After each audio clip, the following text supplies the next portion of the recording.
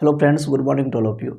आज के सेशन में हम लोग बात करेंगे क्या कि जो एपीएस दानापुर का मेरा जो इंटरव्यू हुआ था कैसा रहा और आप किन किन बातों का ध्यान रखेंगे ताकि आपका इंटरव्यू अच्छा जा सके। ठीक है, तो चलिए हम लोग शुरू करते इस वीडियो को।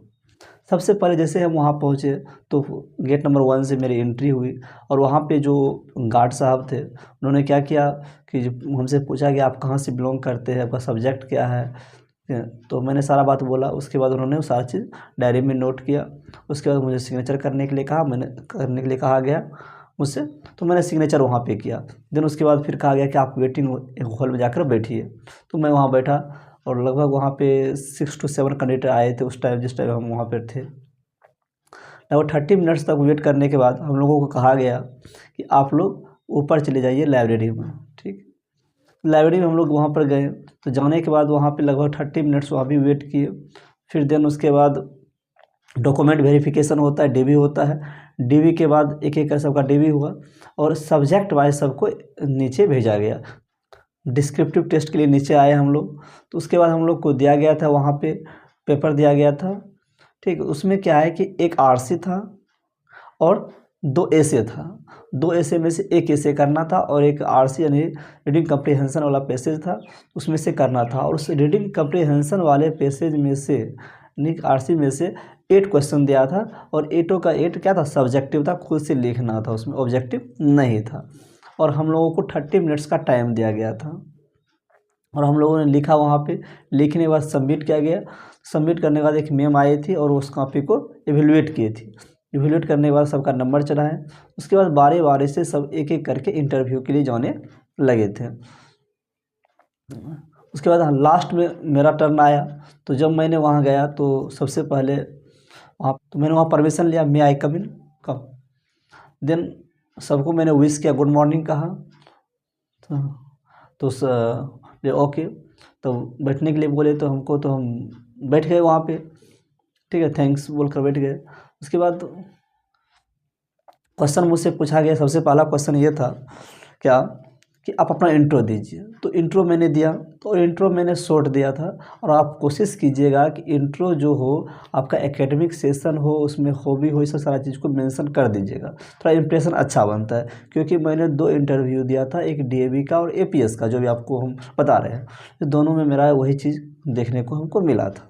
ठीक है, देन उसके बाद इंट्रो के बाद फिर से मैम पूछी आपका हॉबी क्या है। तो हॉबी मैंने बताया कि टीचिंग मेरा हॉबी है। तो अप्रिसिएशन मिला इसमें हमको। तो इससे एक पॉजिटिवनेस आया था। देन उसके बाद फिर से क्वेश्चन ये अराइज हो गया कि बताइए आप किसी से अगर टाइम पूछिएगा तो किस तरह से टाइम पूछिएगा इंग्लिश में।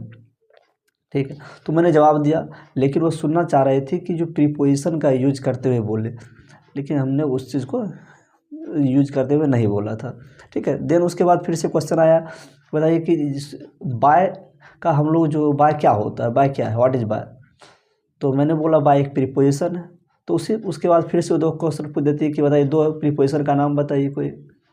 फिर मैंने बोल दिया अंडर, ऑन, इन, इनटू। फिर से उससे क्वेश्चन अराइज हो गया, बताइए इन और इनटू में क्या अंतर होता है, डिफरेंस क्या होता है, ये क्वेश्चन आ गया। जब इसको फिर मैंने बताया, उसके बताने के बाद क्या है, फिर से क्वेश्चन क्या आ गया था, बताइए कोई ऐसा 2 प्रीपोजिशन का आप एग्जांपल दे करके उसको यूज बताइए कोई। ठीक है, तो उसके बाद होता है फिर से बताइए कि डिफरेंस बिटवीन इन और इनटू में, डिफरेंस दोनों में क्या है।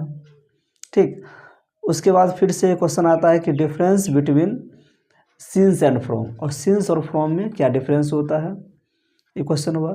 फिर से एक क्वेश्चन आ जाता है कि difference between under and below. तो ये सारा क्वेश्चन जो है प्रीपोजिशन से क्वेश्चन पूछा जा गया हमसे। ठीक है, और भी जो कैंडिडेट थे उनसे जो क्वेश्चन पूछा गया था, किसी से लिटरेरी टर्म्स पूछा गया था, जैसे मतलब वो एक चैप्टर का नाम पूछ दिया गया कि बताइए क्लास 10th का जो लास्ट चैप्टर का क्या नाम है। तो अलग अलग कैंडिडेट से अलग अलग तरह के क्वेश्चन पूछे गए थे और लिटरेचर से क्वेश्चन किसी से पूछा नहीं गया था। और स्पेशली मैंने लिटरेचर को प्रिपेयर करके गया था, ब्रिटिश लिटरेचर को।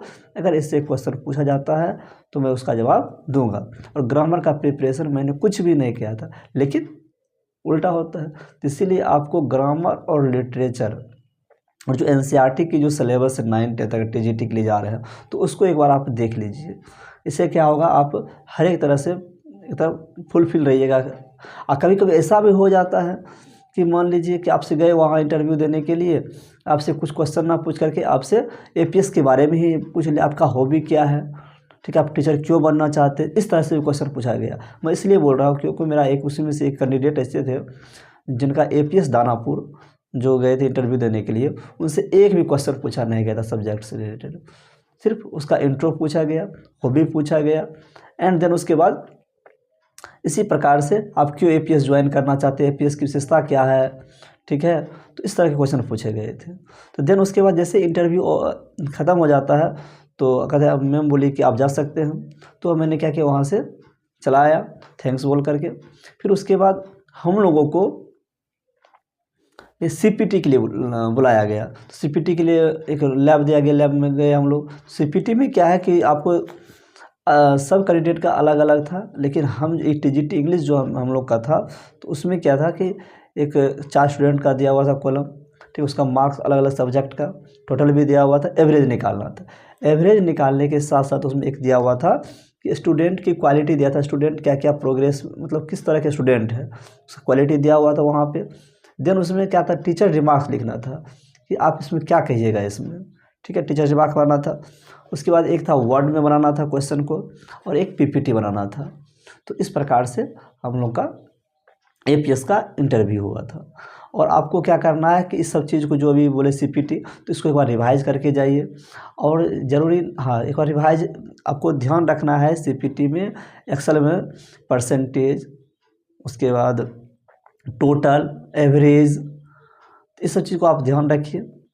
और पीपीटी एक 2 बार प्रैक्टिस कर लीजिए, और वर्ड में 2 बार क्वेश्चन बनाने का प्रैक्टिस कर लीजिए, तो आप एक अच्छे तरह से क्वालिफाई कर सकते हैं।